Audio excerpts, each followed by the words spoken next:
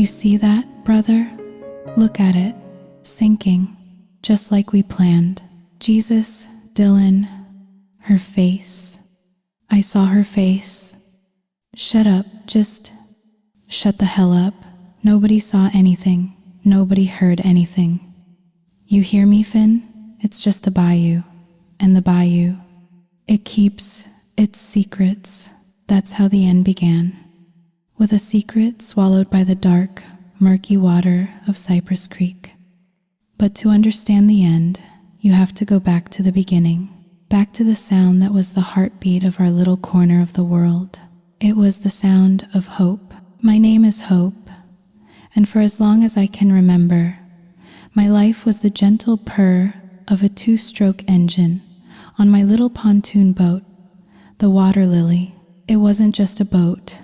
It was our town's floating general store, our lifeline. The call would echo across the water, clear and sweet in the humid morning air. Morning glory grits, fresh milk, fresh eggs, got your coffee, got your bait, got whatever you need right here. And like clockwork, screen doors would creak open on the stilted houses lining the waterway, and familiar faces would appear on their porches, waving me down. Hope, over here, honey, a woman's voice would shout. Bring that pretty boat over here. I need a gallon of milk and some of that good dark roast coffee. That was Aunt Carol, my grandmother's oldest friend. Coming, Aunt Carol. I'd call back, my voice carrying over the water, a sound as native to this place as the croak of a bullfrog. You just hold on a minute. I'll be right there. I'd guide the Water Lily to her dock, the little boat bumping gently against the weathered wood. In minutes, I'd be swarmed. A beautiful, chaotic dance of commerce and community. One person needed bread, another needed propane for their grill, someone else just wanted the local gossip. It was a whirlwind, but even when my head was spinning, a smile never left my face. This was my life. Simple, honest. If you've ever lived in a place woven together by water, you know this rhythm. It's a language spoken in the hum of motors and the cadence of a seller's call, a melody unique to the arteries of the bayou. It's a song so familiar that even the kids knew it by heart, mimicking my calls in their backyard games, seeing who could hold a note the longest without taking a breath. The crowd would eventually thin, person by person, until only one was left. Aunt Carol. Lord, child, you're getting more popular than the preacher on Sunday, she'd say with a chuckle, her eyes crinkling at the corners. Just trying to keep up, I'd laugh, wiping a bead of sweat from my brow. What can I get for you, Aunt Carol? Well, I've been waiting for all that commotion to die down. My old bones can't handle that much jostling. I'd probably fall right in and meet my maker. Just get me that milk and coffee. Sparrow, I'd go into the small cabin of my boat and fetch her things. As I handed them over, I'd say, here you go. Milk's $3, coffee is $8, that'll be $11, please. 11? Honey, you're practically giving it away. No wonder you're so busy. She'd hand me the worn bills, and I'd tuck them into the pocket of my overalls. As I was about to untie the rope, a thought struck me. Aunt Carol? Yes, Sparrow. Could you maybe not call me that anymore? Sparrow. It was cute when I was a little kid, but it feels strange now. You can just call me Hope. She threw her head back and laughed, a loud, hearty sound that made the birds in the nearby cypress trees take flight. Oh, honey, don't you go getting all formal on me now. I've been calling you Sparrow since you were small enough to fit in a shoebox. It's stuck in my head now. Trying to call you something else would be like trying to teach an old gator new tricks.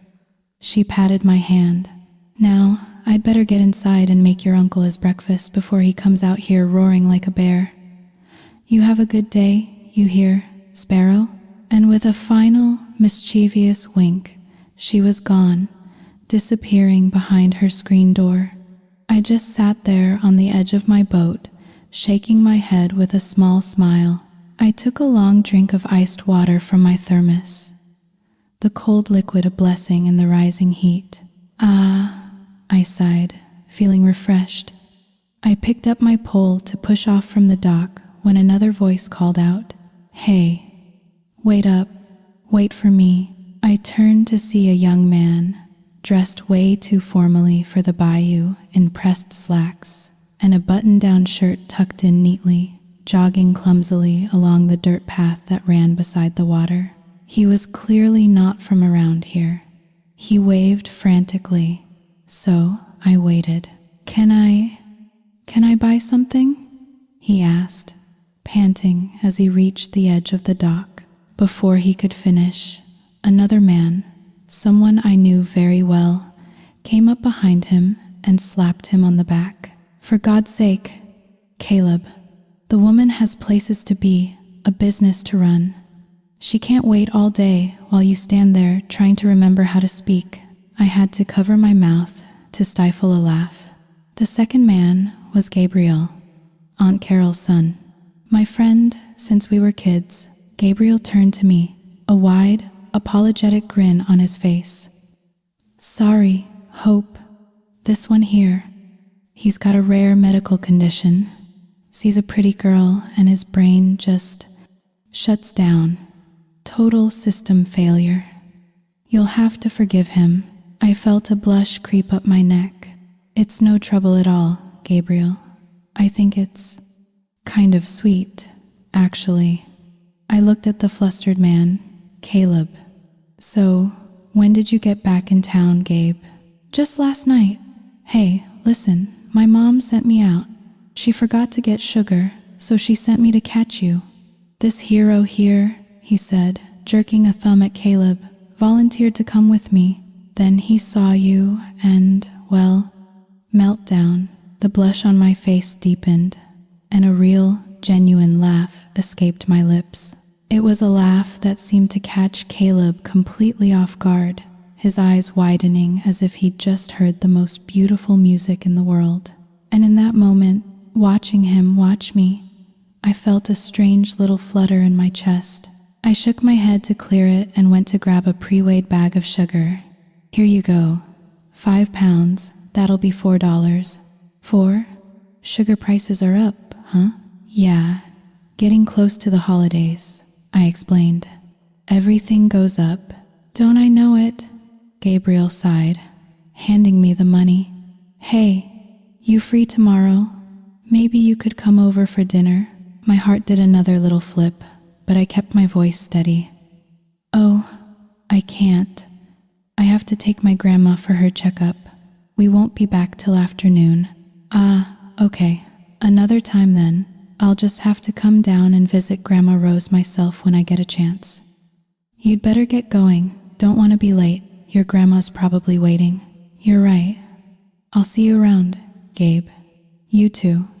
I trailed off, looking at his friend. "Caleb," he managed to say, his voice a little hoarse. "Caleb," I repeated, smiling. "Nice to meet you. Maybe I'll see you around too." With that, I pushed off, guiding the water lily back into the main channel, heading towards the distant town market. Gabriel watched me go, then turned to Caleb, who was still staring after my boat as if he was in a trance. Gabriel clapped a hand on his shoulder, snapping him out of it. "You lose your soul, or something, man." Caleb jumped, startled, then ran a hand through his hair, a sheepish grin spreading across his face. He wrapped an arm around Gabriel's neck as they started walking back. "Who was that, Gabe?" he asked, his voice low. "She's incredible." "Oh, so the system's rebooted now, has it? You can form complete sentences again." "Shut up," Caleb laughed. And as they walked, Gabriel told him my story. He told him how my parents had died in a car crash when I was just a baby, how my grandmother, Rose, had raised me all on her own. He explained that Grandma Rose was over 70 now, and her health wasn't what it used to be. A few years ago, she was still out on the boat with me every day, but now her strength was fading, and she had to stay home, leaving the business entirely to me. He told Caleb how the two of us, my grandma and I, were a team, how we leaned on each other for everything, how we were poor but happy. If we had greens, we ate greens. If all we had was rice, we ate rice. But we always had each other. Gabriel knew all of this because his family and mine were connected by a tangled web of distant cousins and decades of friendship. He and I had grown up together, thick as thieves. His family's house was just a short walk through the woods from ours, and he'd spent half his childhood at my place, eating my grandma's cooking and playing until the fireflies came out. Listening to the story, Caleb felt a strange kinship with me. His own mother had passed away when he was young. He knew what that emptiness felt like, that specific kind of loneliness. But I had lost both. The thought didn't just make him pity me, it made him admire me, and it made him want to know me more. The very next morning, before the sun had even fully risen, Caleb was shaking Gabriel awake. Gabriel groaned, his voice thick with sleep. "What the hell, man? It's barely dawn. Are you trying to drag me to a public execution?" Caleb was already dressed, slicking gel into his hair with a wide grin. "Didn't you say you were going to visit Hope's grandma today?" "I said I'd go when I was free. I didn't say I'd go at the crack of ass o'clock in the morning." "Well, guess what? You're free today." "How would you know?" "I'm supposed to take my mom to the market this morning." Caleb's grin widened. "Don't worry about that. I already took Aunt Carol to the market an hour ago. She's back home already. Now, get your butt out of bed, wash your face, and get dressed. I'll be waiting in the truck." And just like that, he was gone. Gabriel sat on the edge of his bed, letting out a massive yawn. "Good Lord," he mumbled to himself, stumbling out of bed. "I think he's been struck by lightning." A big, beautiful, hope-shaped bolt of lightning. As Gabriel stumbled towards the bathroom, Caleb was already at the truck, giving himself a pep talk. "Okay, Caleb, get it together. No freezing up, no stammering. You look at her and you just talk. Don't be a damn idiot. She's just a girl. A really, really beautiful girl who makes your stomach feel like it's full of hummingbirds." His internal monologue was interrupted when Gabriel finally appeared, rubbing the sleep from his eyes. He stopped dead when he saw the back of Caleb's truck. It was loaded with bags of groceries, fresh fruit, pies, and flowers. Gabriel blinked. "What the hell is all this? Are you going to ask for her hand in marriage, or are you opening a competing grocery store?" Caleb jumped, startled, and scratched the back of his neck nervously. "Well, no. It's just, your mom said you should never show up at someone's house empty-handed. And I didn't know what to get, so I kinda got one of everything." Gabriel stared for a second, then burst out laughing, clutching his stomach. "Man, all you're missing is a bottle of bourbon and a priest, and you'd be all set for a wedding. You're planning on getting there by truck." Yeah? How else would we get there? Are you lovesick and stupid? There's no road to Hope's house, you genius. We have to take the boat." Caleb's face fell. "Oh, right.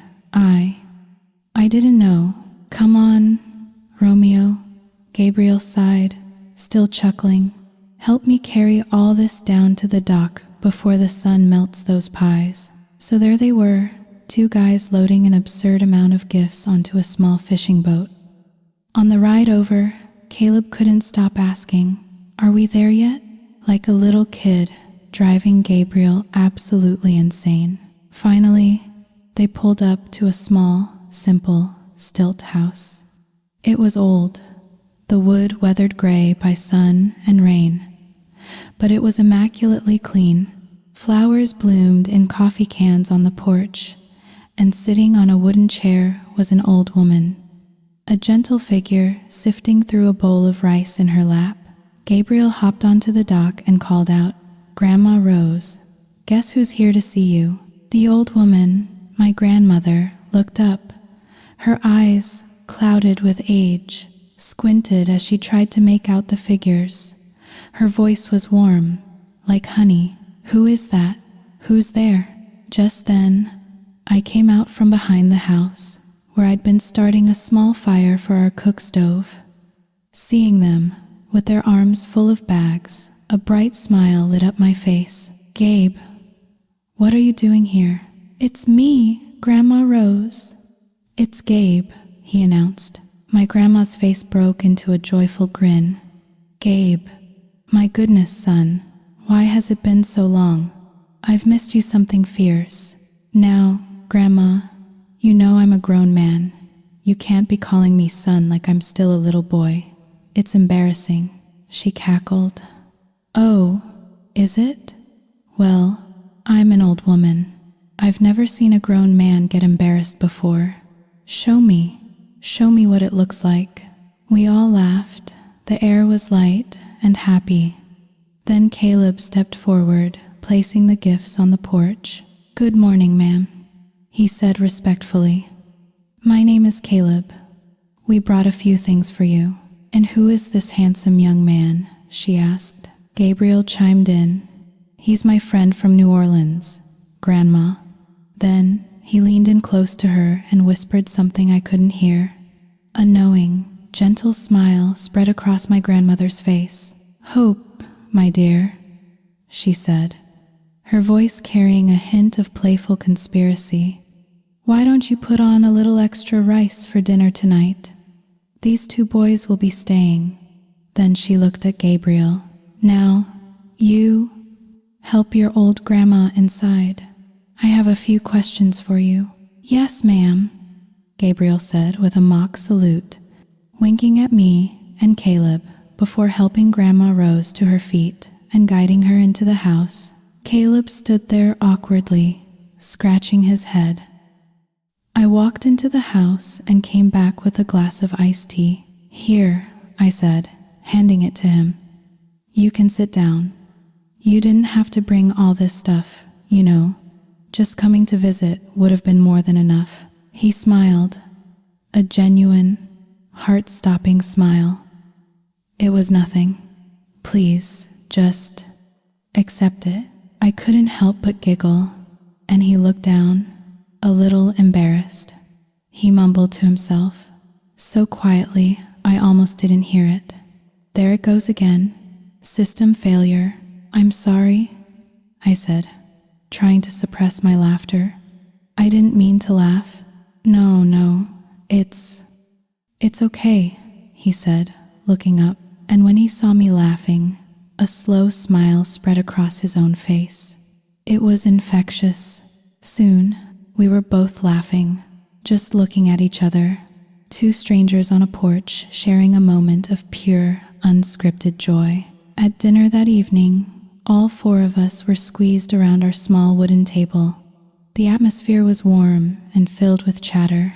"So, I heard you took Grandma for her checkup today," Gabriel said between bites. "How did it go? What did the doctor say?" "Oh, I went this morning," Grandma Rose replied calmly. "Got there early to beat the crowds. The doctor said I'm healthy as a horse, nothing to worry about." Caleb sat beside me, silent. He barely said a word, just ate his food, clearly afraid that if he opened his mouth, he'd start stammering again and make a fool of himself in front of me and my grandma. My grandmother, ever perceptive, turned her gentle eyes to him.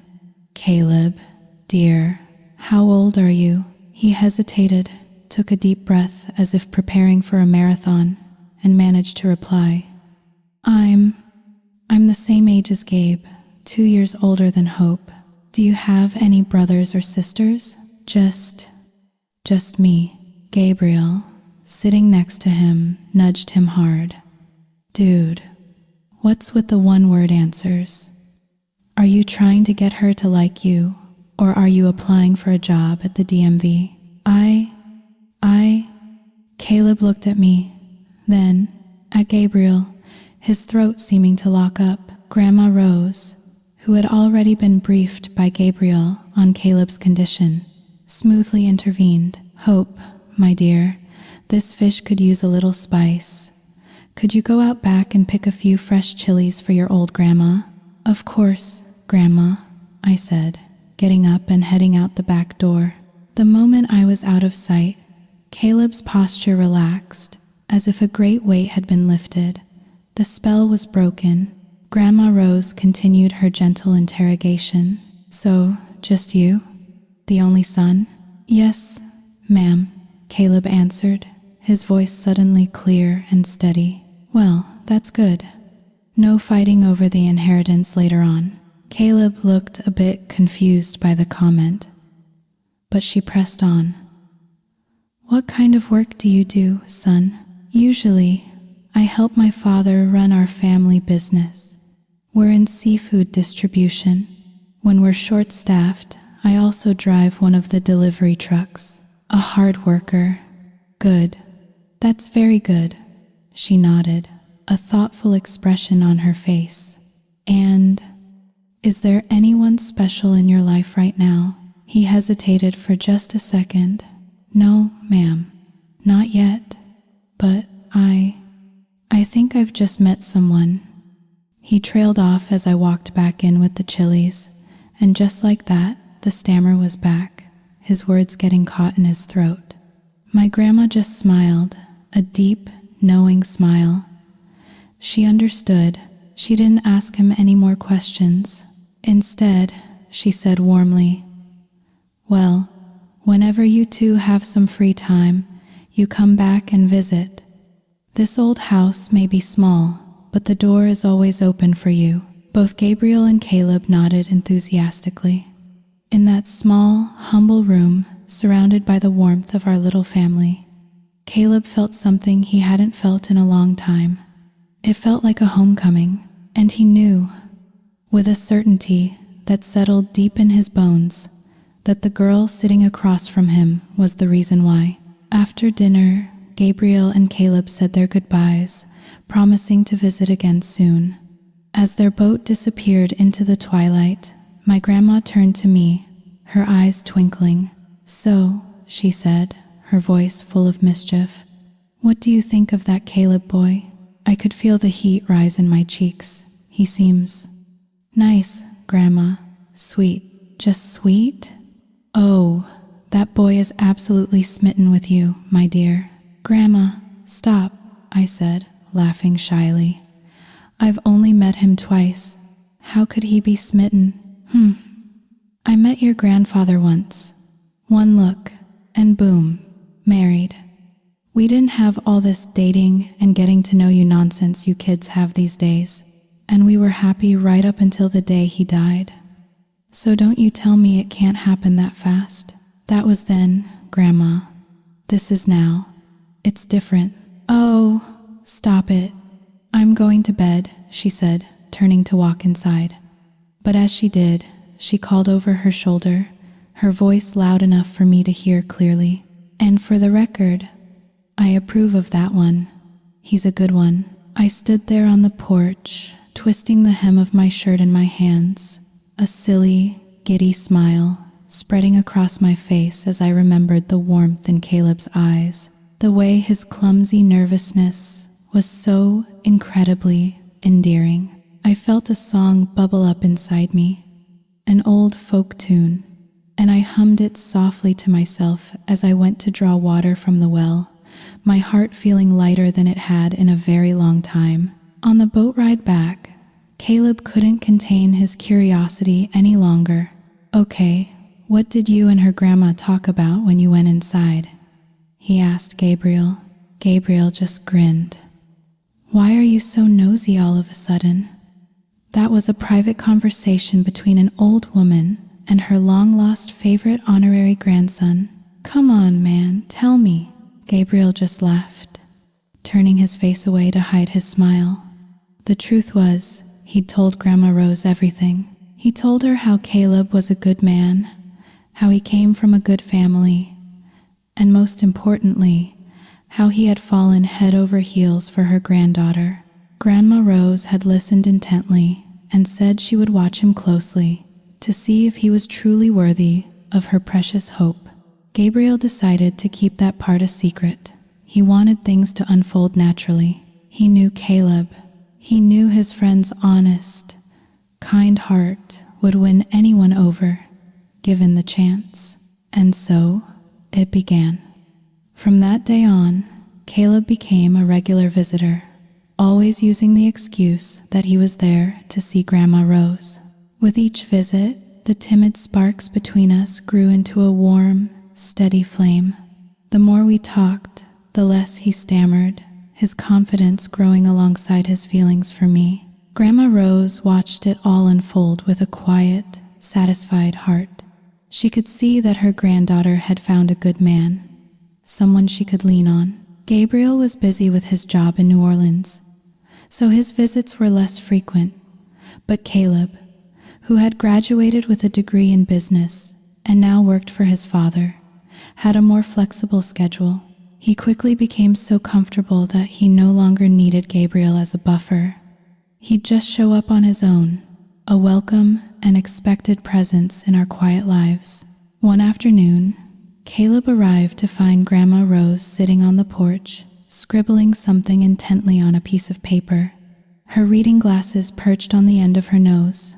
When she heard his footsteps, she quickly folded the paper and tucked it away, a slightly flustered smile on her face. "You're here early today," she said. He grinned. "Well, I came to tell you in person. I have to go back to New Orleans tomorrow for work. It's a big project for my dad." "There you go with that excuse again," she teased.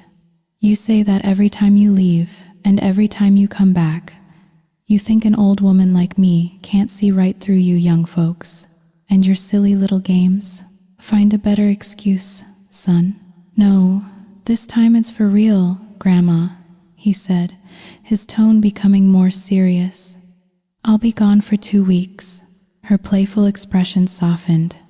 2 weeks? That's a long time. 15 days isn't that long, he chuckled. "For me, it's 15 days. For you, it's 15 years away from hope," she said, her eyes twinkling. "I know it's her you're missing, not this old woman." "That's not true. I miss you both," he protested, laughing. He sat down beside her and began to gently massage her tired shoulders. Suddenly, her face grew serious.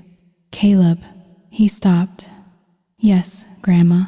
Hope is out on a delivery run. She won't be back for a while.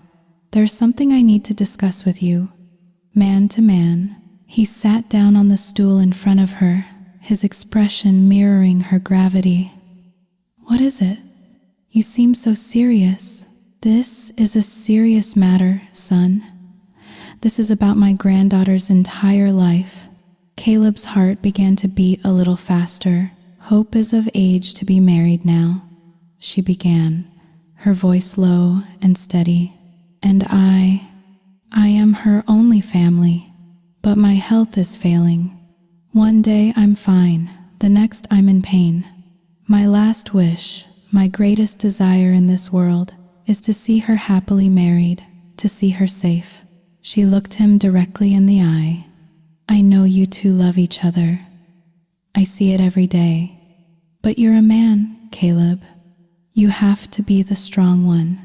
You have to be the one to take the first step." "I know, Grandma. I will.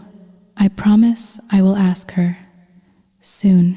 "There's more," she continued. "Gabriel told me your mother passed away when you were young, that your father raised you by himself. A man like that, he must be strong, disciplined. He raised a fine, respectful son. But our families, we are worlds apart. We have nothing. Your father is a wealthy, respected man. Do you truly believe he will accept a poor girl from the bayou, an orphan with nothing to her name, as his daughter-in-law?" Caleb took her frail, wrinkled hands in his own. His voice was firm, unwavering. If my father doesn't approve, I will still marry her. If we can't live with him, we will find our own place. I swear to you, Grandma Rose, I will never, ever let Hope suffer. You have my word.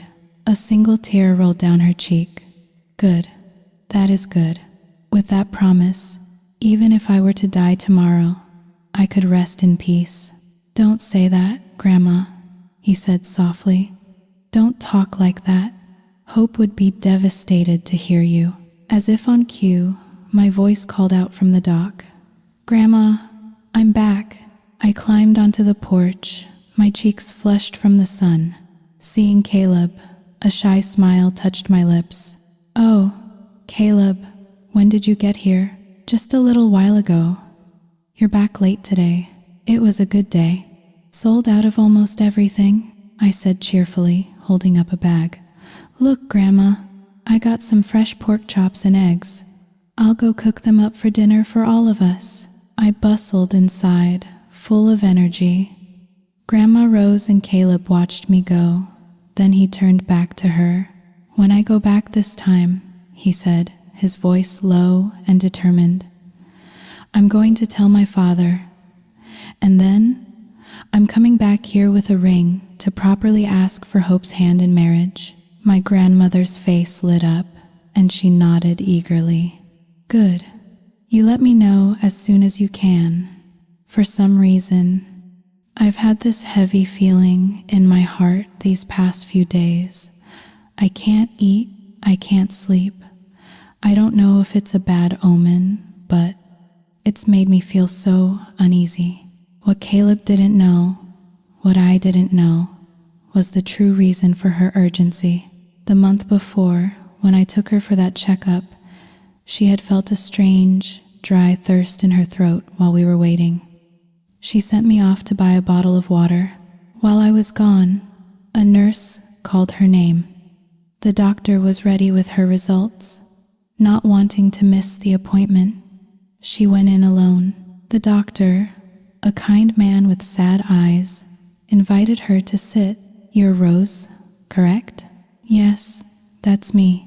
Did you come alone today? No, my granddaughter is with me. I just sent her to get some water. She smiled faintly. So, what's the verdict, doctor? These old bones have been aching something fierce, especially when the night gets cold. Feels like 1,000 fire ants chewing on me from the inside out. The doctor nodded slowly. He took a deep breath. Ma'am, Rose, I need you to be calm and listen very carefully to what I'm about to tell you. His tone made the air in the room turn cold. We've reviewed your tests. I'm so sorry to have to tell you this, but you have bone cancer. The symptoms you're feeling. That means it's already in stage 2. The world tilted on its axis. Cancer? She whispered. Is there a cure? The doctor's expression was full of sympathy. In this country, it's a very rare disease, especially for people your age. We don't have an effective treatment yet. My best advice is to go home. Live your life. Be happy. Try to enjoy the time you have left. He handed her a prescription. This is for the pain. She felt numb, her mind reeling. She managed to ask one last question, her voice barely a whisper. How? How much time? Based on the progression, we estimate about 2 years. She walked out of that office clutching the prescription, her heart a leaden weight in her chest. 2 years. Just 2 years left with the only person she had in the world. Her first instinct was to tell me, but how could she? The truth would shatter my world. It would steal the light from my eyes, the innocent joy that was my most precious quality. No, she couldn't do that. This would be her secret, a burden she would carry alone to her grave. In the time she had left, she had one mission, to secure my future, to find a safe harbor for me so that when she was gone, she could rest easy, knowing I was loved and cared for. Caleb was the answer to her prayers. She had watched him. She trusted her instincts, the wisdom of her years. She saw the genuine love in his eyes every time he looked at me. She'd heard from Gabriel about his family, about their wealth, not because she was greedy, but because she was practical. Marrying into that family meant I would never have to struggle again, never have to worry about where my next meal was coming from. And most importantly, she could feel it in her soul. Caleb loved me, and I loved him. What more could a dying grandmother ask for? Her thoughts returned to the present, to the porch where Caleb now sat. She pushed the darkness away and smiled, determined to savor every last happy moment she had. That evening, the three of us shared a simple, joyful meal. Afterwards, Caleb lingered for a while before saying he had to get back to prepare for his trip. After saying his goodbyes, he went down to a small motorboat and pulled the cord to start the engine. Nothing. He pulled again and again. Sweat beaded on his forehead as he yanked the cord until his arm ached. But the engine remained stubbornly silent. "Damn it," he muttered. "Did I break it?" I watched him from the porch, and seeing his struggle, I walked down to the dock. "What's wrong, Caleb?" "Engine won't start? I think it might be out of gas. Or just broken. I don't know." I smiled. "Well, I guess you'll have to switch to the manual engine then." He looked at me, confused. Then his eyes lit up as he understood. He looked around for a push-pole, but couldn't find one. He'd been in such a hurry to get here that morning. He'd left it on the dock back at Gabriel's. "Ah, hell," he sighed, running a hand through his hair. "I forgot my pole. I'm such an idiot." "Don't worry," I said, a playful glint in my eye. "I'll give you a ride." I grabbed my straw hat and untied my own small canoe. Soon, we were gliding across the water, the setting sun painting the sky in shades of orange and pink. He sat in the back, I sat in the front, each of us with a paddle, moving in a comfortable, silent rhythm. The silence felt heavy, full of things unsaid. "So," Caleb said finally, his voice a little sad, "I'll be gone for 2 weeks. A long time." "Yeah," I said, surprised. "Why so long? Is everything okay at home?" "Oh yeah, it's for something really important. I have to go back." A sudden, unwelcome thought popped into my head. "Are you going to ask someone to marry you?" The words were out before I could stop them. He jumped, as if I'd read his mind. It's a secret. You'll find out soon enough," he stammered, a huge happy grin spreading across his face. My heart sank. So, it was true. There was someone else. I felt my own smile falter, my face falling into a sad, disappointed expression. He saw it. He opened his mouth to explain, to tell me the secret was about me, but before he could, crunch, a loud bang echoed across the water. Our small canoe lurched violently. I wasn't prepared for it, and I lost my balance, tipping over the side. Just as I was about to hit the water, a strong hand shot out and grabbed my arm, yanking me back with surprising force. I tumbled into him, his arms wrapping around me to steady me. My heart was pounding, both from the near fall and from the sudden, shocking proximity to him. It turned out another boat had rammed into ours. A rough voice yelled from the other boat, "Hey, what the hell's wrong with you two? Don't you know how to paddle?" My head snapped towards the other boat. Caleb's arm was still a steel band around me.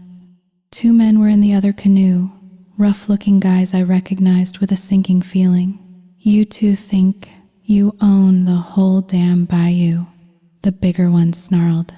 "You almost flipped us."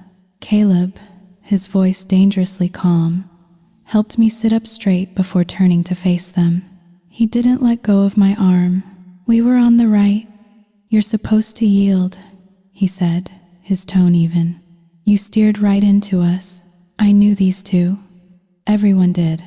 I leaned in and whispered to Caleb, my voice trembling slightly. Caleb, that's Finn and his brother Dylan. They're trouble.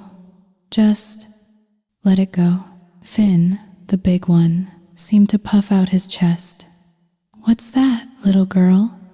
You got something to say? Dylan, leaner and with shifty, clever eyes, just smirked from the back of their boat. He was the real danger. Finn was the muscle, but Dylan was the snake. Caleb ignored my warning. He looked straight at Finn. I said, "You were in the wrong. You should apologize." Finn let out a bark of laughter. Apologize? To you? You, some kind of city boy, come down here to tell us the rules? He stood up, unsteady in their rocking boat. I'll show you a rule. He raised his own paddle, a heavy oak thing, and lunged towards our canoe, swinging it like a club. Everything happened in a flash. Caleb moved with a speed that shocked me. He released my arm, stood up, and as Finn swung, he didn't block it. He grabbed the paddle mid-air. With a sharp, powerful twist, he used Finn's own momentum against him. Finn, caught completely off balance, let out a yelp as he was pulled forward, tumbling headfirst over the side of his own boat with a massive splash. Silence. Then, the sound of sputtering and cursing as Finn's head broke the surface. Caleb stood there for a second, breathing heavily, the paddle still in his hand. He looked down at Dylan, who was now staring at him with a mixture of shock and a new, chilling kind of hatred. Caleb tossed the paddle back into their boat. It landed with a clatter. "Don't start things you can't finish," he said, his voice low and cutting. Then he sat down, picked up his own paddle, and with a nod to me, we began to move away, leaving the two brothers stewing in their own humiliation. As our canoe glided away, Dylan helped his sputtering, furious brother back into their boat. "That son of a bitch," Finn raged, spitting out a mouthful of murky water. "Who the hell was that? I'm gonna find him and I'm gonna burn his damn house down." Dylan was quiet for a long moment, his eyes fixed on our retreating figures.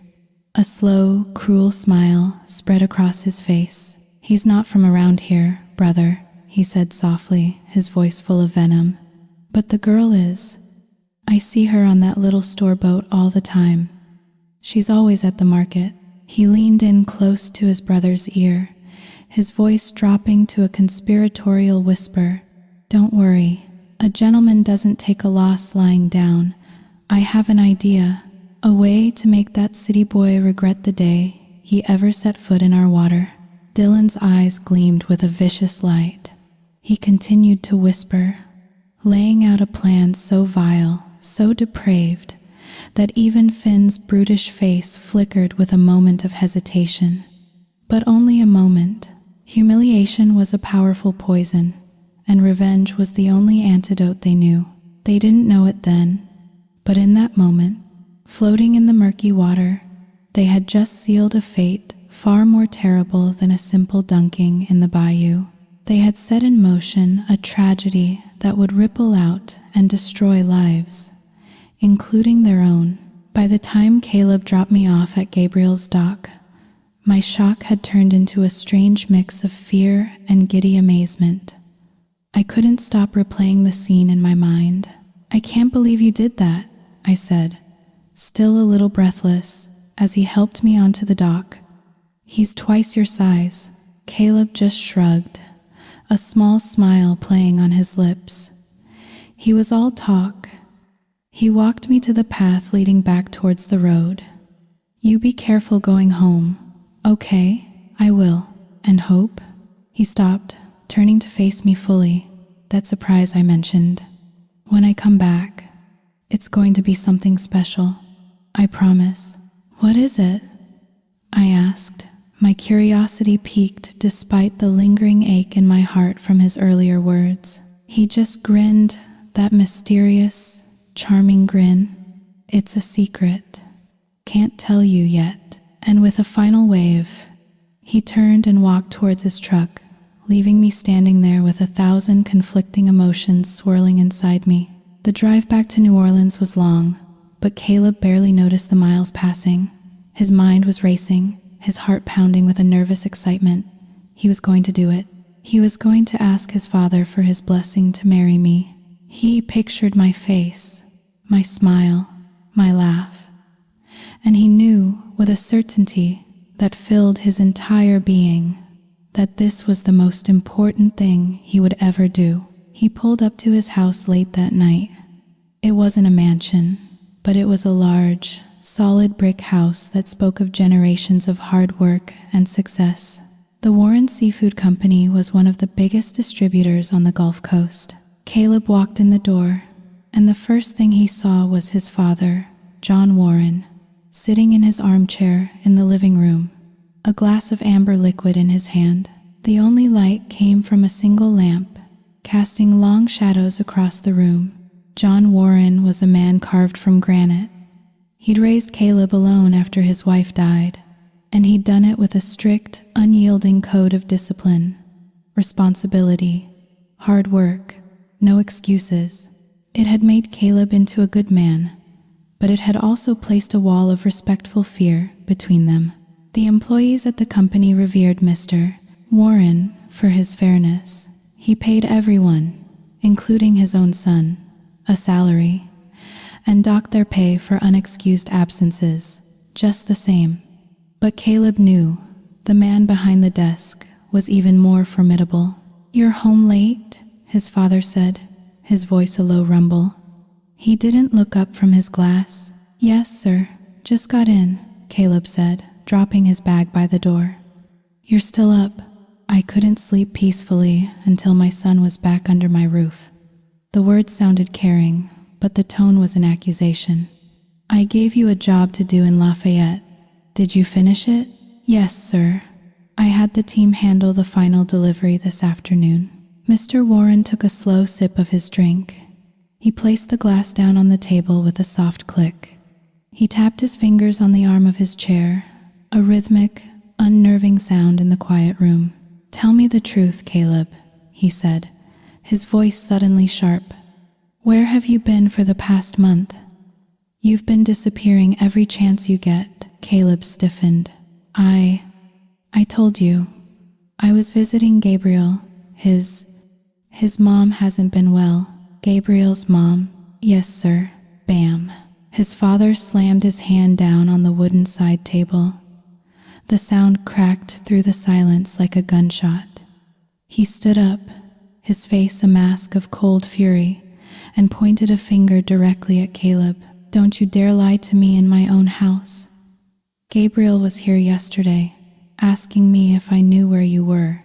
So you tell me again, son. Who were you visiting?" Caleb's blood ran cold. He was trapped.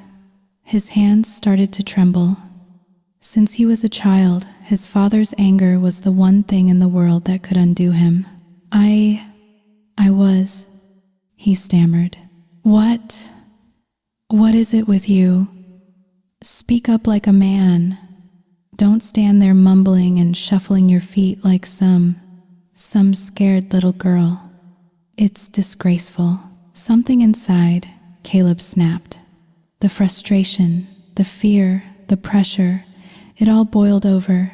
He blurted it out, the words raw and defiant. "I want to get married." The silence that followed was absolute. His father froze, his hand still pointing, his face a picture of utter shock. He slowly lowered his arm. The anger in his eyes was replaced by something else. Confusion. He stared at Caleb as if seeing him for the first time. For years, John Warren had harbored a secret fear. He'd seen how awkward his son was around women, how he'd stammer and freeze up. He was terrified his only son, the heir to the Warren name, was gay, that the family line would end with him. He would be a failure in the eyes of his ancestors. What did you just say?" he asked, his voice barely a whisper. Caleb stood taller, his voice gaining strength and conviction.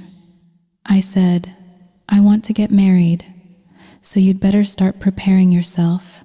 I've already promised her grandmother that I'd be back in 2 weeks to ask for her hand. And whether you approve or not, I'm going to marry her." Suddenly, his father tilted his head back and let out a laugh. It wasn't a happy laugh. It was a loud, booming, incredulous sound that echoed through the house. Caleb stared, completely bewildered. His father finally stopped, wiping a tear from his eye. He looked at Caleb, a strange, relieved smile on his face. "Well, I'll be damned," he said, shaking his head. "So, who is she? Where is she from? What's her family like? Tell me everything." A wave of relief washed over Caleb. He'd misunderstood. His father wasn't angry. He was happy. Eagerly, he sat down and told him the whole story. He told him about me, about my little boat, about my kindness. He told him about Grandma Rose, about how she'd raised me all alone after my parents died. He told him about her final wish, her failing health, her desire to see me safe and happy. He poured his heart out, sure that his father, a man who also knew the pain of losing a spouse and raising a child alone, would understand. When he finished, the room was silent again. His father's smile was gone. His face was a cold, unreadable mask. He didn't say a word. He just stood up, turned his back on Caleb, and walked slowly towards his bedroom. Slam! The door shut with a final, deafening crack, leaving Caleb sitting alone in the dim light. The laughter still echoing in his ears, his heart plummeting from the highest heights of hope to the deepest pit of confusion and despair. Back in my little house on the water, another kind of darkness was gathering. When I got home that evening, I found myself shivering, a deep chill settling into my bones. By the time I lay down, a raging fever had taken hold. I tossed and turned, trapped in a nightmare world of heat and cold, my body aching with a flu that had come on with terrifying speed. Grandma Rose was a whirlwind of motion around me. She brewed herbal remedies, she bathed my forehead with cool water. She did everything she could think of to break the fever, but nothing worked. The traditional medicines, which usually acted slowly but surely, seemed to have no effect against the violent illness that gripped me. My shivering grew worse, my skin hot to the touch, but my body racked with chills. Grandma Rose's face was etched with worry. I was her life, her reason for being. She couldn't lose me. She couldn't just sit by and watch me suffer. Her mind made up. She went to the small wooden box where we kept our savings, the meager earnings from years of selling goods on the water. She took out a handful of bills.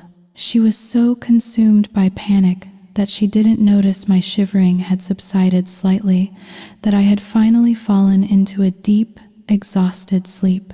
Frantic, she grabbed her hat and rushed out of the house, down to our small canoe. She had to get to town to find Dr. Miller, the only real doctor for miles. She had to bring him back. As she pushed off from the dock, 2 shadows detached themselves from the base of a large cypress tree downriver. They were in a motorboat, but the engine was off. They were afraid the sound would give them away. Instead, each of them held a paddle, pushing off silently, following her. It was Finn and Dylan. The fury from their earlier humiliation had not faded. It had festered, turning into a cold, hard resolve for revenge. Dylan knew that Caleb loved me, and in his twisted mind, the greatest pain he could inflict on Caleb was to hurt me. Grandma Rose, her mind filled only with thoughts of my fever, didn't notice the silent canoe trailing her in the darkness. She paddled with all her might, her old muscles straining, her only goal to reach the town and get help. She reached a fork in the river, a wide, desolate stretch of water with no houses in sight. The current was strong here, pulling against her, and her arms ached with fatigue. She stood up, trying to use her body weight to push the pole into the muddy riverbed for more leverage. It was then that they struck. Her canoe suddenly rocked violently. A splintering crash echoed from beneath her. She lost her footing, stumbling and grabbing the sides of the canoe to keep from falling. Looking behind her, she saw them, two figures in the dark, using heavy, sharp tools, hammers, maybe axes, to smash holes in the bottom of her boat. Water began to pour in, cold and black. "What are you doing?" she screamed, her voice thin and terrified. "Stop, stop it." Dylan heard her voice and paused, a look of confusion on his face. He turned to his brother. "Finn, that voice, that doesn't sound right." "Yeah," Finn agreed, his hammer raised. "That ain't the girl's voice." "Oh, shit. Did we get the wrong boat?" I watched the house all day. It was the only canoe there. It had to be hers. Dylan's sharp mind put the pieces together in an instant. The house, the old woman. If it's not the girl, then it must be. His voice trailed off. They both understood their catastrophic mistake. "Paddle over there, quick," Dylan hissed. They moved their boat towards my grandmother's, which was now almost completely submerged. The water was up to her waist. Her face was a mask of terror. If she were younger, she might have survived. She knew how to swim, but she was old, frail, and weakened by a disease that was eating her from the inside out. She had no strength left to fight the current. All she could do was cry out, "Help! Somebody help me!" But there was no one. The fork in the river was surrounded by empty swampland. No houses, no lights, just the dense, dark silhouette of the cypress trees against the night sky. Her cries were swallowed by the vast, indifferent darkness. Those two monsters had chosen their location perfectly. Her canoe finally sank completely, leaving her struggling to keep her head above the dark water.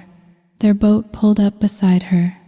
She saw their faces in the moonlight, faces of panicked confusion. She reached out a thin, trembling hand. "Please, please, help me," she begged.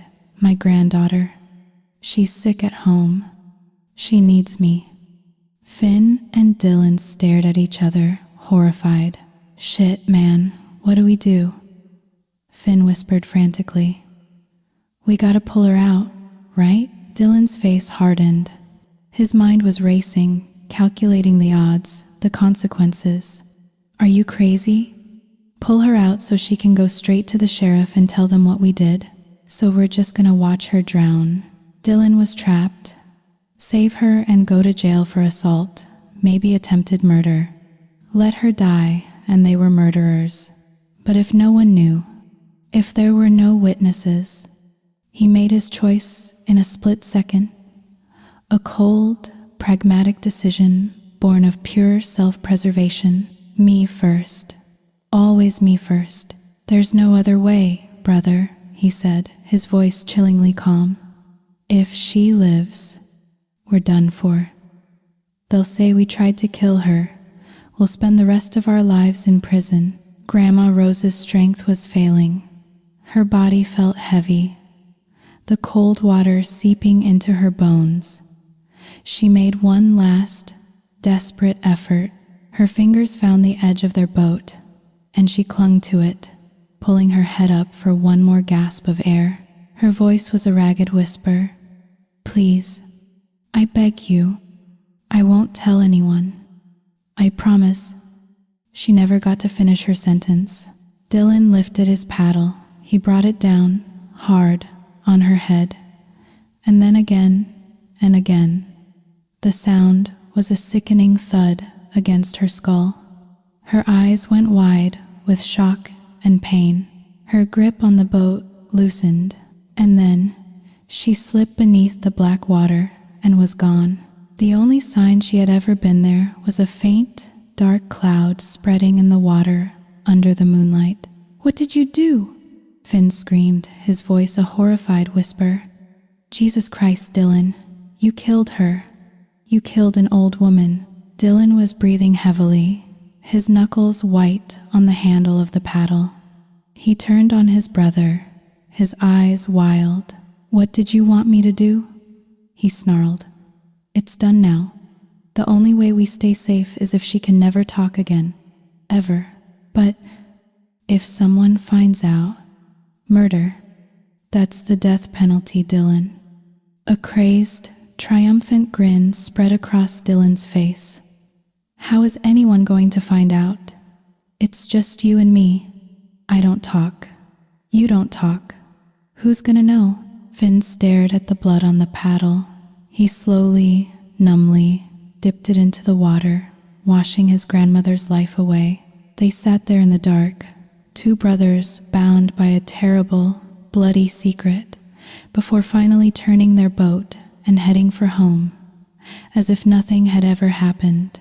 That night, a storm rolled in. The rain fell in sheets, lightning tore across the sky, and the wind howled through the trees. It was as if the heavens themselves were screaming in agony, a lament that no one on earth could hear. The storm raged until morning. When I finally woke up, the sun was streaming through the cracks in our wooden walls. My body felt weak, as if I'd run a marathon, but the fever had broken. The headache was immense, but the chills were gone. I sat up slowly, looking around the small, empty house. "Grandma?" I called out, my voice hoarse. "Grandma, where are you?" I stumbled through the house, from our small living area to the kitchen. But she was gone. Where could she be? I thought, my mind still fuzzy. Did she go to the market? Maybe she saw I was sick and went to get something for me. I convinced myself that was it. I went out to the front porch and sat on our old wooden bench to wait for her to come home. I didn't have to wait long. I heard the sound of a motor, and soon a familiar boat pulled up to our dock. It was Aunt Carol, but the smile I expected to see on her face wasn't there. Her expression was frantic, her eyes wide with fear and worry. "Hope," she cried, rushing up the steps to the porch. "Oh, thank God. Where's your grandma? Is she here?" A cold dread began to seep into my bones, chasing away the last vestiges of sleep. I don't know, Aunt Carol. I was sick all night with a fever. I just woke up and she was gone. I thought maybe she went to the market. "No, honey, no, that's not it," Aunt Carol said, her voice trembling.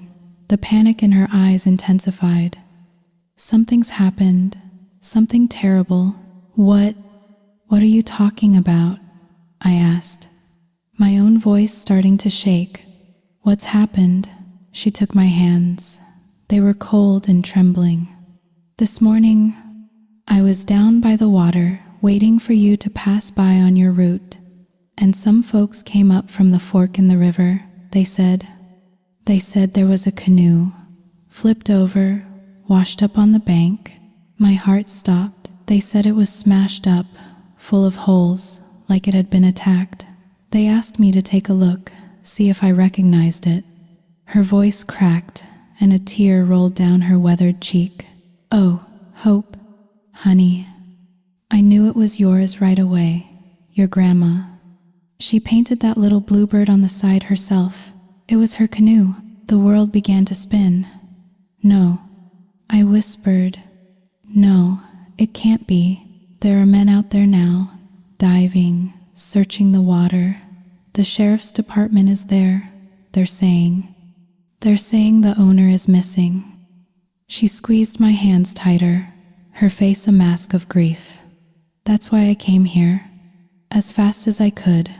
I was praying you'd both be here." Her words faded into a dull roar in my ears. The porch tilted beneath my feet, missing, smashed, attacked. The words echoed in the sudden, terrifying silence of my mind. "Take me there," I said, my voice a hollow shell of itself. "Aunt Carol, You have to take me there. Now. She didn't argue. She just helped me, stumbling and numb, into her boat. The ride to the river fork was a blur. When we arrived, the scene was one of controlled chaos. Several boats were clustered together. Men in wetsuits were diving into the murky water. A sheriff's deputy was standing on the bank, taking notes, and there, pulled up onto the muddy shore, was my grandmother's canoe. It was broken, splintered, with gaping holes in its hull. It looked like the carcass of a creature that had been savaged by a predator. I fell to my knees on the dock. The sound that escaped my throat was not human. It was a raw, primal scream of anguish. Grandma. This couldn't be happening. My grandma was a strong swimmer. Even if the canoe sank, she would have been able to make it to shore, wouldn't she? Ma'am, please, you need to stay back, a deputy said gently, trying to guide me away. That's my grandmother's canoe, I cried, my voice choked with sobs. You have to find her. She's out there somewhere. Please. People from the neighboring houses had gathered, their faces grim. Their quiet murmurs filled the air. Poor girl, one woman whispered. Rose always tied her sandals to the crossbeam when she was in the canoe. Never wore 'em. They found the sandals still tied there. She didn't just fall out. But why ain't there a body? A man asked. That storm last night. The current was wicked strong. Could have washed her miles downriver by now. They might never find her. His words hit me like a physical blow. The thought of my grandmother, my sweet, kind grandma, lost and alone in that cold, dark water. It was too much. The strength that had held me together since I was a child, the resilience I had inherited from her, shattered into a million pieces. The world went black, and I collapsed, the sound of my own weeping the last thing I heard. I was floating in darkness, a soft, gentle darkness. Then, a voice, as familiar as my own heartbeat.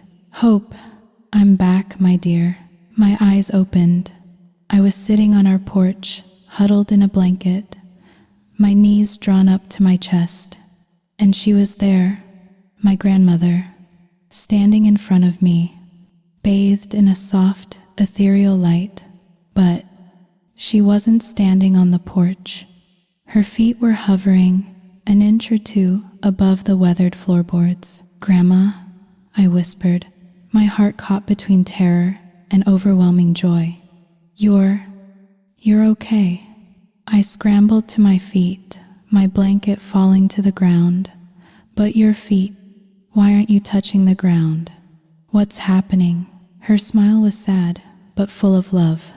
Don't be afraid, my child. I would never harm you. Tears streamed down my face. You're gone, aren't you? The words were a choked whisper. Who did this to you? Who did this? I'll find them. I'll make them pay.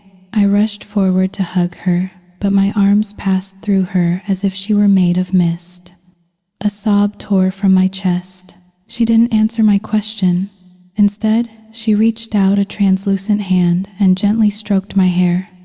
The touch was impossibly light, like a cool breeze, but I felt it. I felt her love.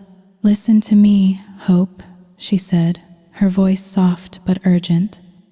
From now on, I will not be by your side. You must be strong. Live a good life. That boy, Caleb, he is a good man. He loves you with his whole heart, and I love him as my own grandson. You will be happy with him. I will always be watching over you both. But who did it, Grandma? Why? We never hurt anyone. The how and the why do not matter now, she said gently. In 3 days, you will understand everything. Tell everyone. Tell them to stop looking for my body. When I have finished what I must do, then I will allow myself to be found. Her form began to fade, growing more transparent. Wait, Grandma, don't go, I cried, reaching for her again. "Listen," her voice echoed, seeming to come from far away, under my bed. "There is a wooden box. It's the money you gave me to save all these years. It's for you, your dowry, so his family will not look down on you. Use it wisely. Take care of yourself, my precious girl. Don't be sad. Don't cry. Your tears will keep me tethered to this world. Someone else will take my place now, and they will care for you even better than I could." And with those words, she dissolved into the morning light. "Grandma, don't leave me. Please, don't leave me alone. Hope, Hope, wake up, child, wake up." My eyes snapped open. I was in my bed.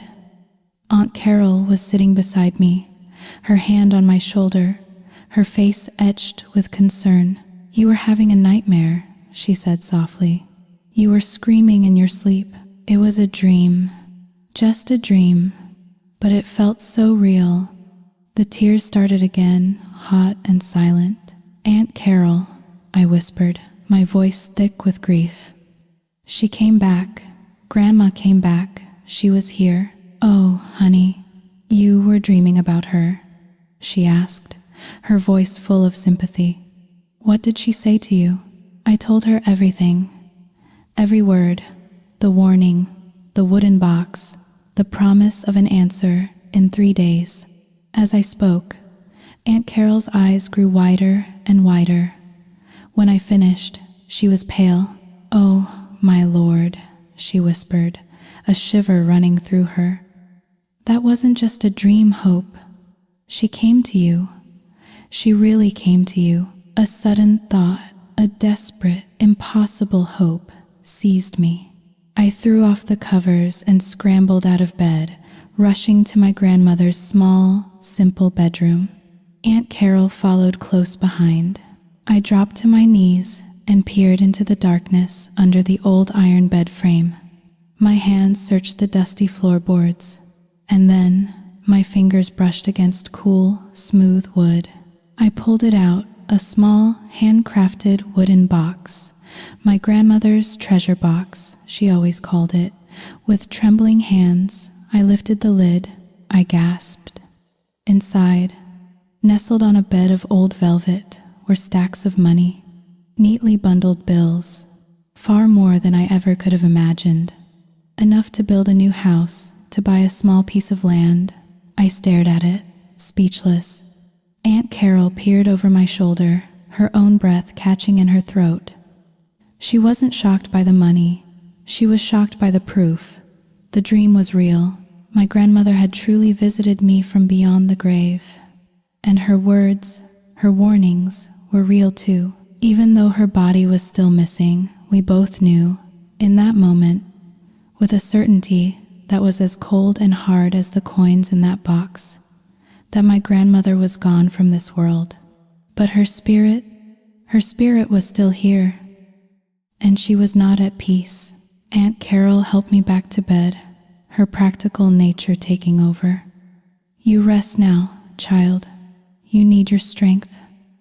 The doctor came by while you were sleeping, said you had a bad flu, and the shock just made it worse. You need to rest and get better." She paused, her hand on my arm. "Don't you worry about a thing. We're all here for you. This whole community, we're your family now. And you have Caleb. He'll be here for you." The mention of his name sent a fresh pang of sorrow through me. Does he know? "I called him as soon as I heard," she said gently. "He's arranging things at work. He said he'll be here as fast as he can. He was so worried about you, Hope. I'm just so tired," I whispered, closing my eyes. "I want to sleep." "That's right, you sleep." As she left the room, I lay there, tears seeping from the corners of my eyes, soaking my pillow.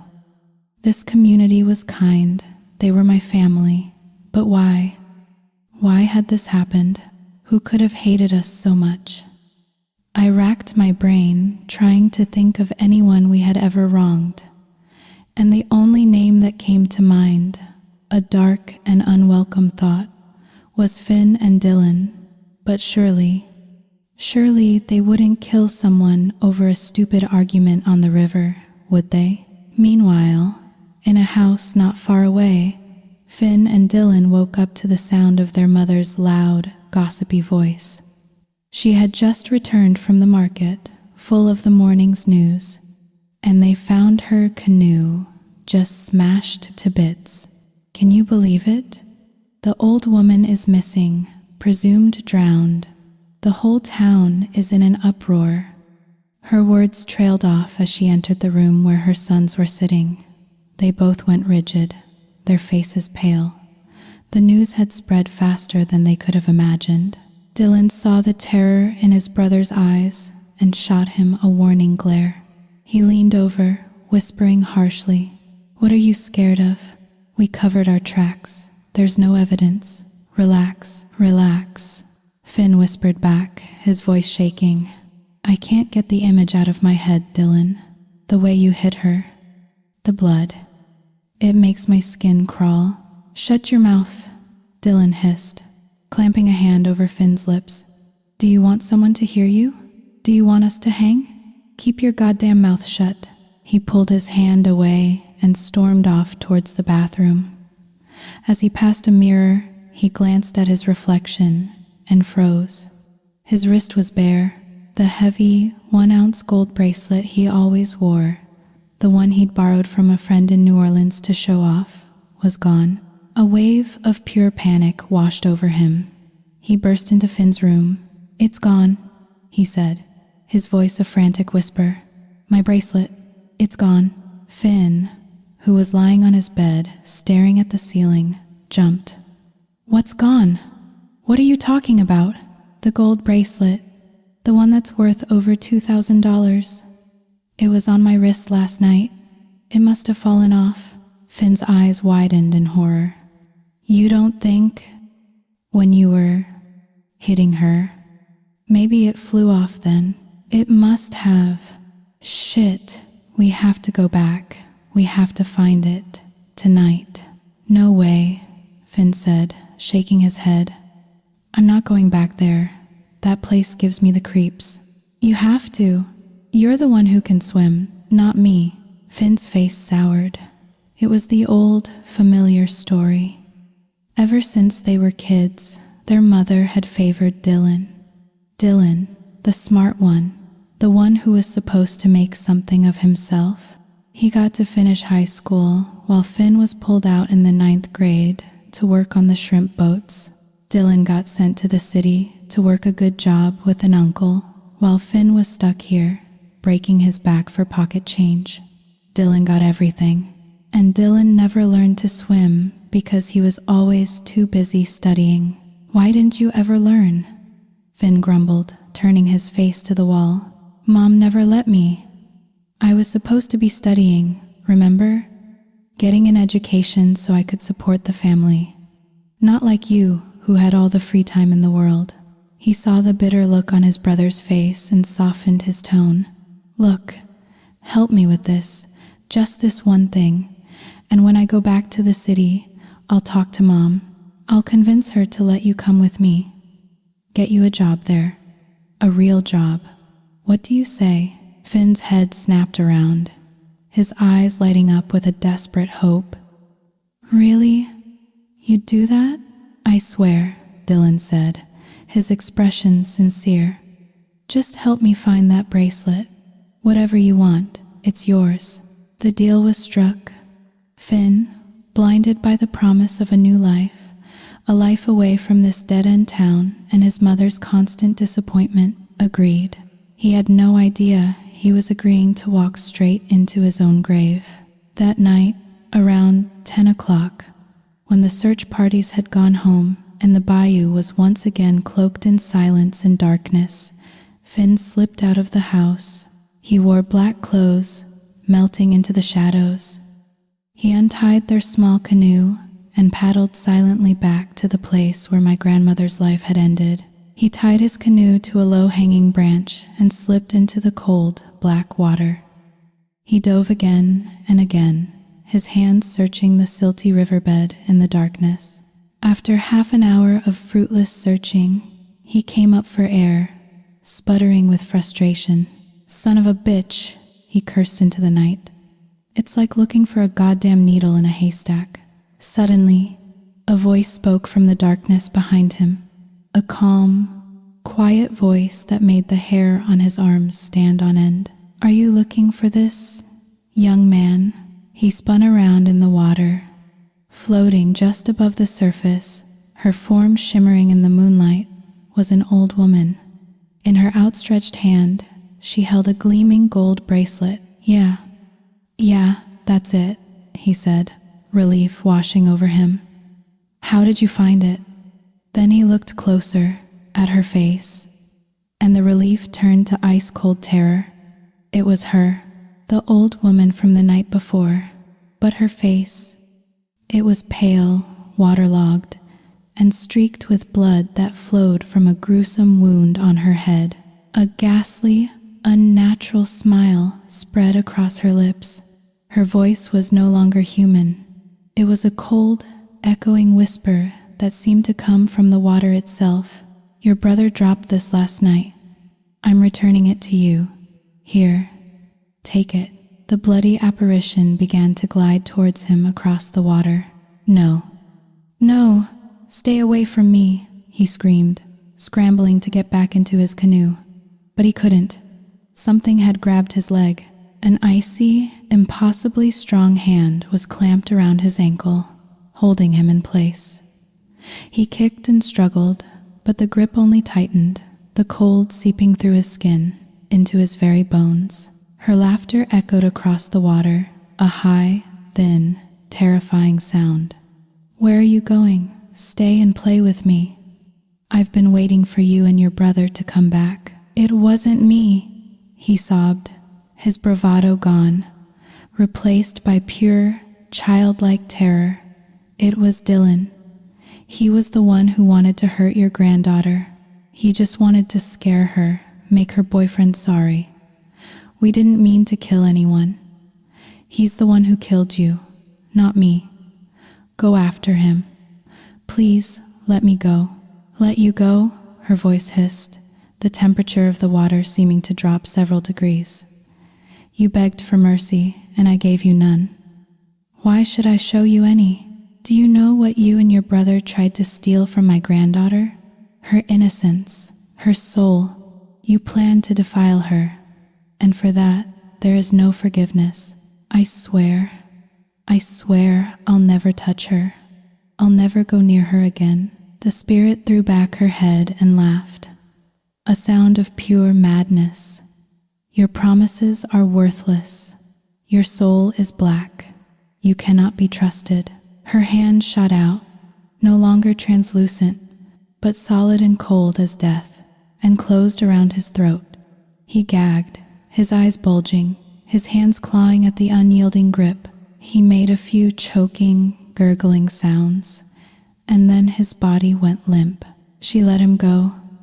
He floated for a moment, face down in the water, before she effortlessly lifted his lifeless body and placed it back in his canoe. She gave the small boat a gentle push, sending it drifting slowly back towards the main channel. "You will all pay for your sins," she whispered into the night. And then she was gone. The next morning, Dylan woke from a restless sleep. He hadn't slept a wink, not because he was worried about Finn, but because he was terrified about the missing bracelet. He was just starting to drift off when a scream from outside shattered the morning quiet. It was his mother. He bolted out of bed and ran outside. A neighbor, a woman named Mrs. Gable, was talking to his mother, her voice high and frantic. They found him, just drifting in his canoe, not far from where the old woman died. He's unconscious, but alive. Oh Lord, do you think her spirit is angry? Do you think she's come back to take revenge? Dylan's blood ran cold. He and his mother rushed down to the river. A small crowd had gathered. Finn was lying on the bank, paramedics working on him. He was alive, but just barely. And there, floating gently in the water just a few feet away, was another body. My grandmother's body had finally been found. By this time, Caleb was with me. He had arrived the day before, his face a mask of grief and concern.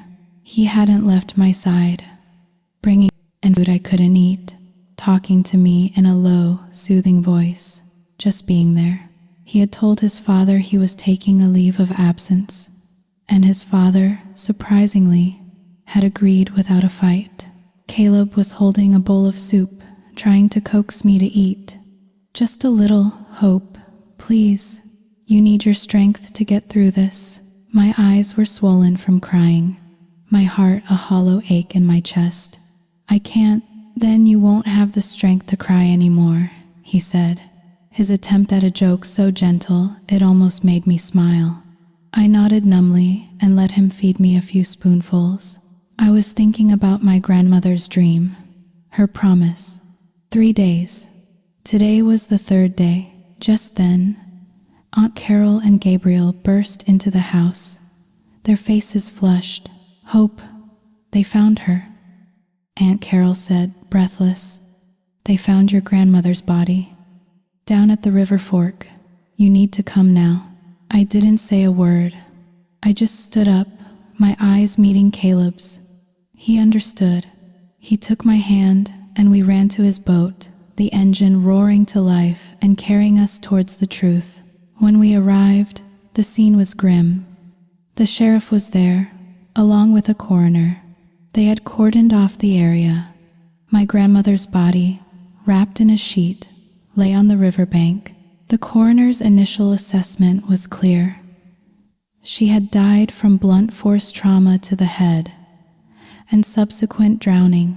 I saw Finn lying nearby, his mother, Lisa, weeping over him.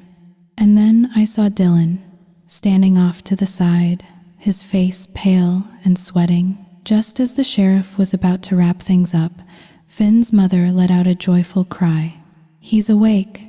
Oh, thank God he's awake. Finn's eyes fluttered open. He looked around wildly, his gaze unfocused, full of terror. He saw the faces of the crowd, the deputies, his mother, and then his eyes locked on my grandmother's shrouded form. A strangled scream escaped his lips. He scrambled backwards, away from the body, his eyes darting around until they found his brother. He pointed a trembling finger at Dylan. Her, it's her, he shrieked, his voice raw with terror. Don't let her choke me. Don't kill me. It wasn't me. It was him. He killed you. He hit you with the paddle. Over and over. He wouldn't stop, even when you begged him. If you want revenge, get him, not me. I'm scared. I'm so scared. The entire crowd went silent. Every eye turned to Dylan. He froze, his face turning a ghastly shade of white. He's lying, Dylan stammered, backing away. He's crazy. He doesn't know what he's saying. I'm innocent. The sheriff stepped forward, his face grim. Is what your brother said true? Finn was sobbing now, incoherent with fear. We were gonna hurt the girl. Hope. Because of him. He pointed a shaking finger at Caleb. But we got the wrong boat. It was an accident. But then she saw us. And he was scared.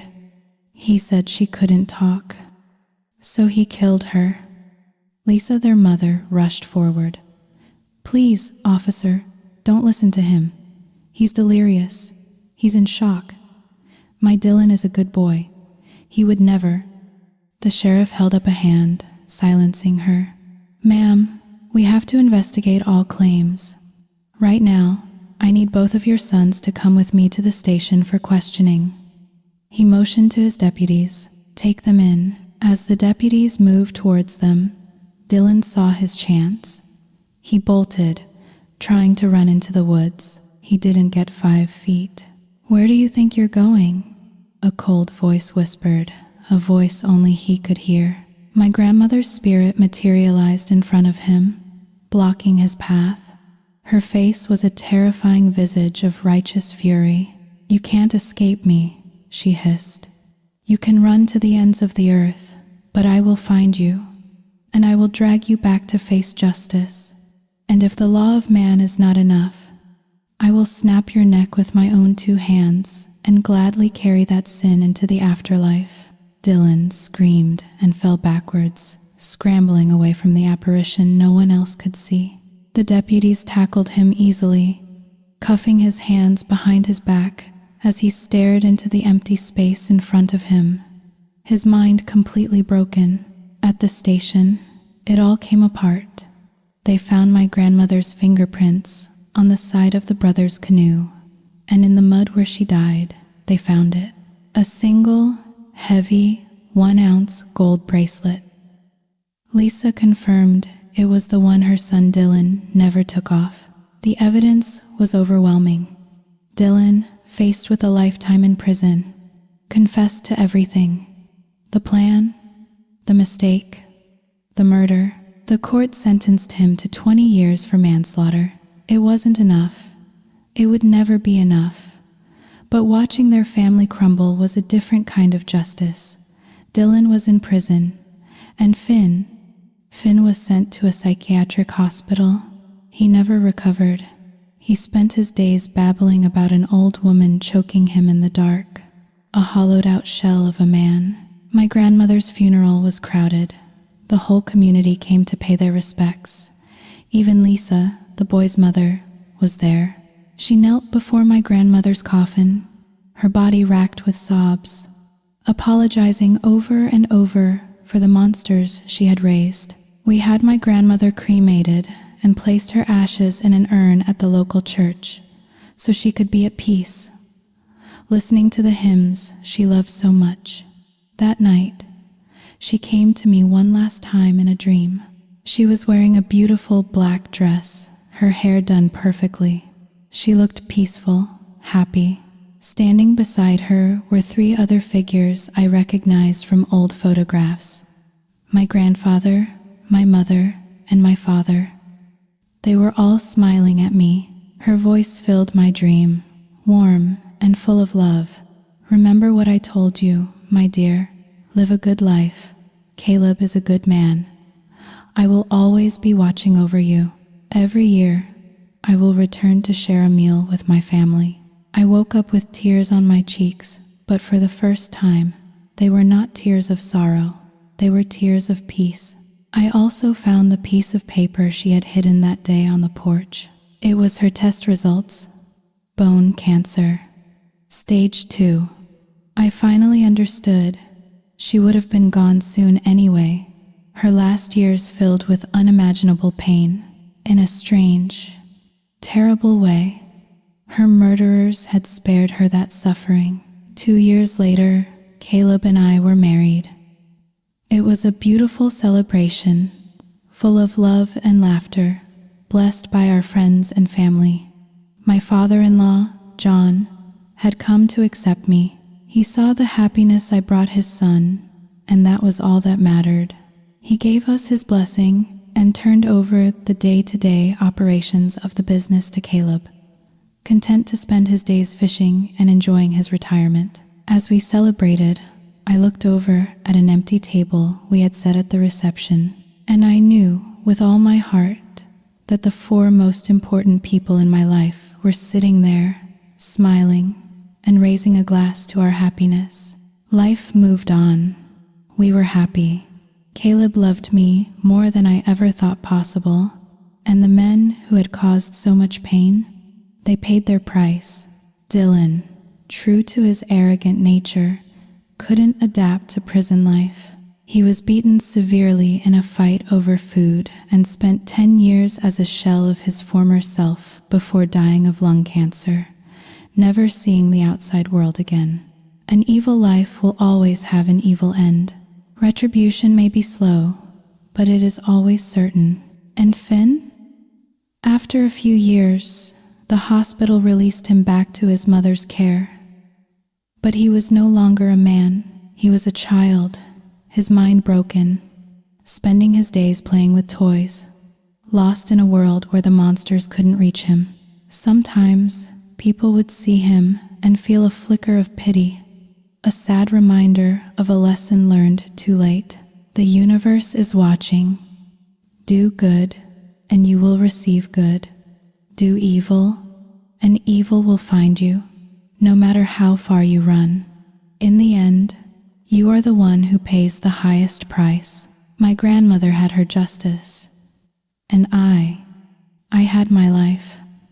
A life she had fought for, even from beyond the veil.